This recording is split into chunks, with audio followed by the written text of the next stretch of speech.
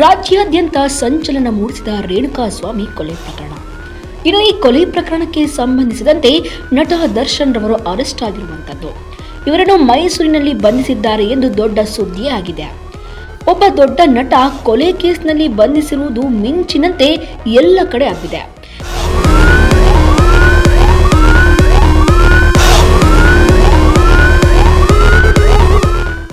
ಒಬ್ಬ ದೊಡ್ಡ ನಟ ಕೊಲೆ ಕೇಸ್ನಲ್ಲಿ ಬಂಧಿಸಿರುವುದು ಮಿಂಚಿನಂತೆ ಎಲ್ಲ ಕಡೆ ಹಬ್ಬಿದ್ದು ನಿಮಗೆ ಗೊತ್ತೇ ಇದೆ.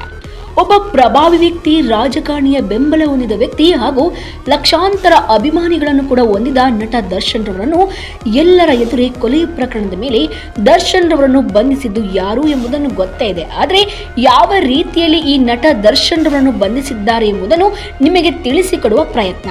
ಹಾಗಾಗಿ ಯಾರೆಲ್ಲ ನಮ್ಮ ಚಾನೆಲ್ನ ಸಬ್ಸ್ಕ್ರೈಬ್ ಮಾಡಿಲ್ಲ, ಸಬ್ಸ್ಕ್ರೈಬ್ ಮಾಡಿ, ಲೈಕ್ ಮಾಡಿ, ಶೇರ್ ಮಾಡಿ ಮತ್ತು ಕಮೆಂಟ್ ಮಾಡೋದನ್ನ ಮರಿಬೇಡಿ ಸ್ನೇಹಿತರೆ. ಇನ್ನು ನಟ ದರ್ಶನ್ ಅವರನ್ನು ಯಾರು ಬಂಧಿಸಿದ್ದು, ಯಾವ ದಕ್ಷ ಅಧಿಕಾರಿಯವರನ್ನು ಅರೆಸ್ಟ್ ಮಾಡಿದ್ದು ಎಂಬ ಕುತೂಹಲಕ್ಕೆ ನಿಮ್ಮ ಮುಂದೆ ಇದೆ ಉತ್ತರ.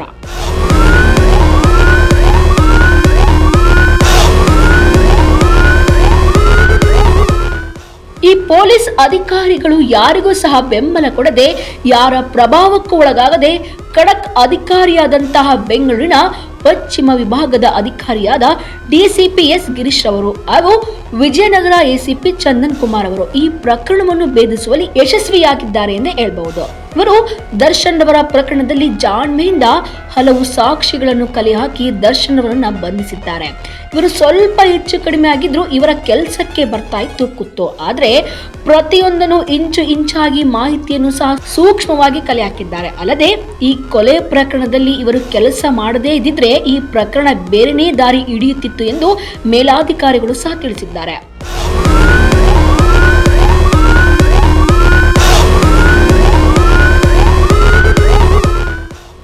ಇನ್ನು ಯುವ ಪೊಲೀಸ್ ಅಧಿಕಾರಿಗಳಿಗೆ ಮಾದರಿಯಾಗಿ ಕೆಲಸವನ್ನು ಮಾಡಿದಂತಹ ಡಿಸಿಪಿ ಎಸ್ ಗಿರೀಶ್ ಮತ್ತು ವಿಜಯನಗರ ಎಸಿಪಿ ಚಂದನ್ ಕುಮಾರ್ ಅವರು.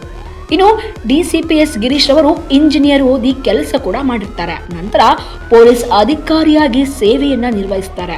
ಮೊದಲು ಲೋಕಾಯುಕ್ತದಲ್ಲಿ ಕೆಲಸ ಮಾಡಿದ ಅನುಭವ ಇದ್ದಂತ ಇವರು ಅಕ್ರಮ ಚಟುವಟಿಕೆಯಲ್ಲಿ ದೊಡ್ಡ ದೊಡ್ಡ ಅಧಿಕಾರಿಗಳು ಭಾಗಿಯಾದವರನ್ನು, ಕಾರ್ಪೊರೇಟರ್ ಅವರನ್ನು ಜೈಲಿಗೆ ಕಳಿಸ್ತಾರೆ. ಅಲ್ಲದೆ ಭ್ರಷ್ಟ ಅಧಿಕಾರಿಗಳನ್ನ ಬೆನ್ನಟ್ಟಿ ಪುಡಿ ರೌಡಿಗಳಿಗೆ ಭಯ ಹುಟ್ಟಿಸಿದಂತಹ ವ್ಯಕ್ತಿ ಈ ಡಿಸಿಪಿ ಎಸ್ ಗಿರೀಶ್ ಅವರು.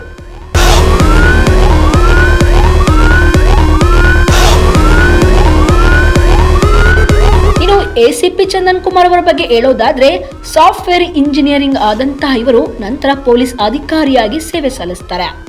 ಇವರು ಸಹ ಯಾವ ರಾಜಕಾರಣಿಗೂ ಮಣಿಯದೆ, ಯಾವ ಅಧಿಕಾರಿಗಳಿಗೂ ಭಯಪಡದೆ ನಿಷ್ಠೆಯಿಂದ ಸೇವೆಯನ್ನು ಸಲ್ಲಿಸುತ್ತಾರೆ.